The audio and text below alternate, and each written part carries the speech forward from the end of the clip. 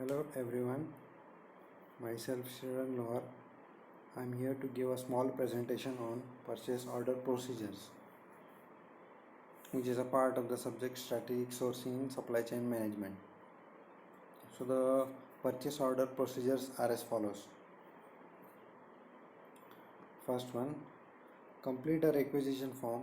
The requisition form shall be completed as to the vendor delivery, address, quantity, item number and description, unit cost, extended cost and shipping charges, the total amount of the purchases.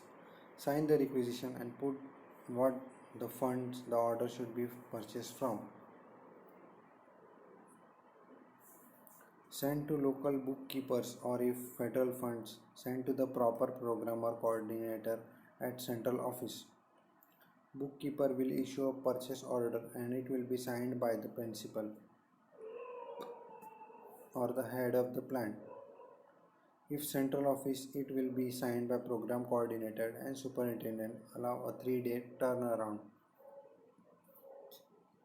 If the purchase order is from the local school, the bookkeeper will let you know when the order is ready to be placed. When the merchandise is received, you will need to get the bookkeeper and sign the purchase order issued by. Or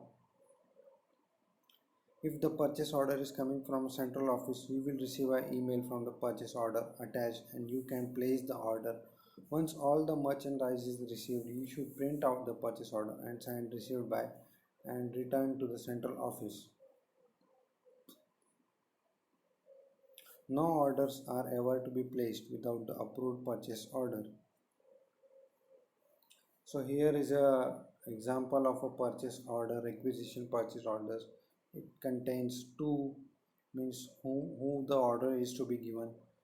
It includes Boolean information packaging. It includes date. It includes address. It includes how the shipment would be done. It it includes quantities, item description, unit cost of the item, and the total cost multiplied by the quantity.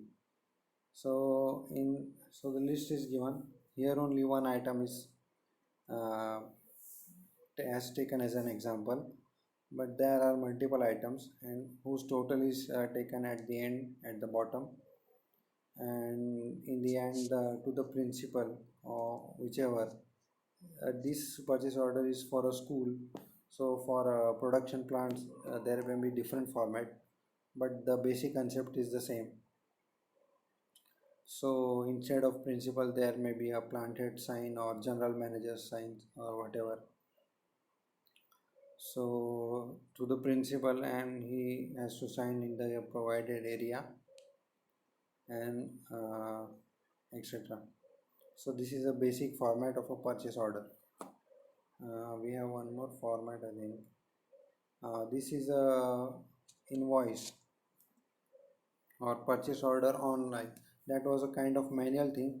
This comes out from the SAP software or the ERP management software, MIS software, whatever. So this contains details, databases or codes for which product or which item is to be ordered. So we have just to type the codes, so the system takes it automatically, whatever it is, and it automatically calculates the prices, cost and quantity as entered, and in the end only the sign of the authority is required, whether principal or plant head, and that's it. This can be sent forward to the vendor or whosoever. So this is the basic procedure for purchase order, how it should be placed, what are the procedures undertaken, what are the contents required in the bill, or you can say the purchase order slip, whose signings required, what is the format, etc. So that's it. This was a small presentation on purchase order procedures. I am ending this now. Thank you.